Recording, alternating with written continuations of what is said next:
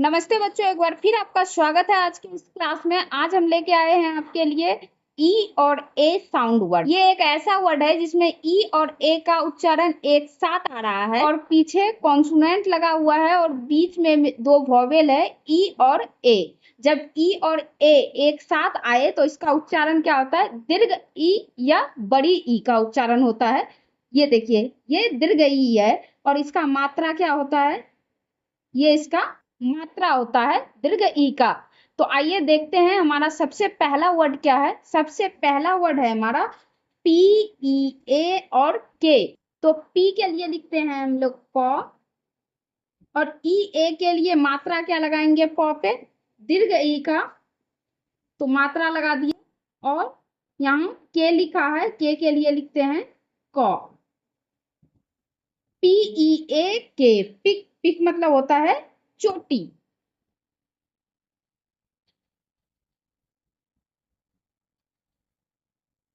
या शिखर भी कह सकते हैं।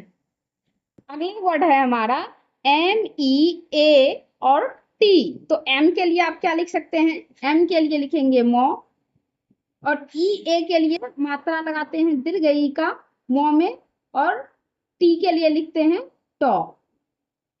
मोम दीर्घ ई टॉ, क्या हो गया? मीट। मीट मतलब होता है मांस। अगला वर्ड है हमारा S E A L. S E A L को क्या पढ़ते हैं?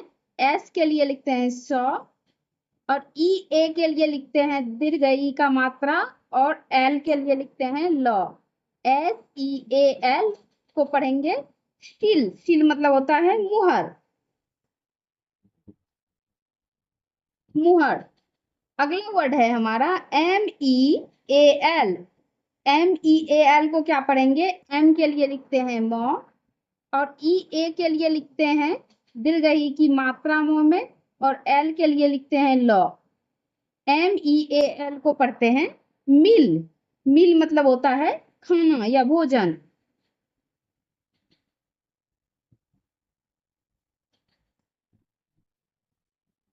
अगला वर्ड है हमारा एल ई ए पी।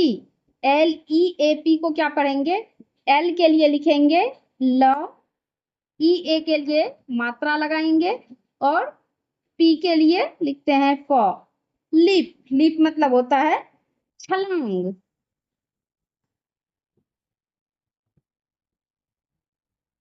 छलांग। नेक्स्ट वर्ड है हमारा E A S T. E A S T को लिखते हैं ई के, यहाँ देखिए ई और ए से स्टार्ट ही हो रहा है वर्ड, तो यहाँ क्या हो जाएगा? मात्रा नहीं लगेगा, यहाँ क्या हो जाएगा? ये वर्ण का यूज हो जाएगा। तो यहाँ लिखेंगे ई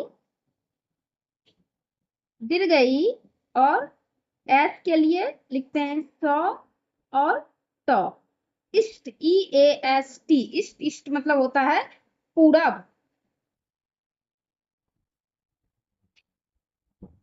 अगला वर्ड है हमारा L E A P. L E A P को क्या पढ़ेंगे? एल के लिए लिखते हैं लॉ, ई और ए के लिए लिखते हैं मात्रा दीर्घ ई का, और पी के लिए लिखते हैं प। फिर से हो गया लिप। ये लिप दो बार हो गया है, एक पहले भी लिखे थे हम यहाँ लिप, और फिर से एक बार हो गया है, तो इस बार इसका मीनिंग नहीं लिखते हैं यहाँ। अगला वर्ड है हमारा ई ए एस वाई। इसको क्या पढ़ते हैं? Easy. E A S Y इसको पढ़ते हैं इजी। इजी मतलब आसान।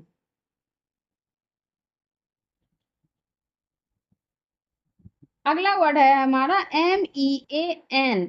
इसको क्या लिखेंगे? एम के लिए लिखते हैं मो, ई ए के लिए लिखते हैं मात्रा, और एन के लिए लिखते हैं no. M E A N mean. Mean मतलब होता है अर्थ।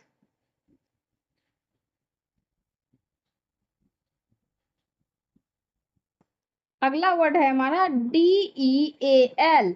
इसको क्या पढ़ेंगे? डी के लिए लिखते हैं ड, मात्रा लगाएंगे, एल के लिए लिखते हैं ल। डी ई ए एल को पढ़ते हैं डिल। डिल मतलब होता है सौदा।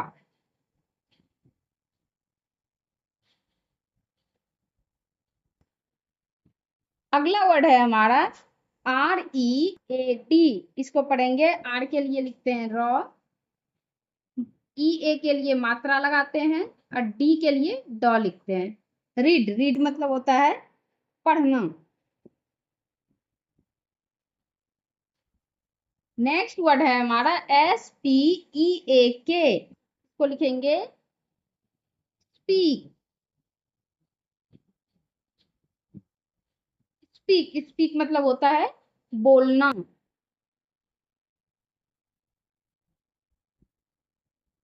अगला वर्ड है हमारा TEAM, इसको पढ़ेंगे। टी के लिए ट और EA के लिए मात्रा और M के लिए म। TEAM, टीम, टीम मतलब समूह या टोली, समूह। अगला वर्ड है हमारा BEAT, इसको पढ़ते हैं।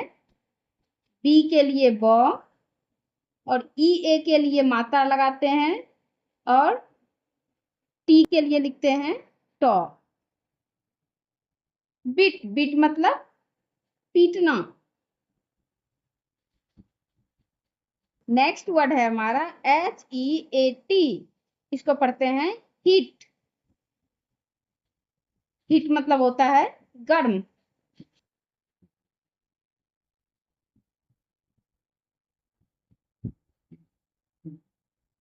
इस तरह से ये हमारा EA साउंड वर्ड बनकर कंप्लीट हो गया और मुझे उम्मीद है कि आप इसको बहुत अच्छे तरह से समझे होंगे। इसको समझने में आपको कहीं कोई दिक्कत नहीं हुआ होगा।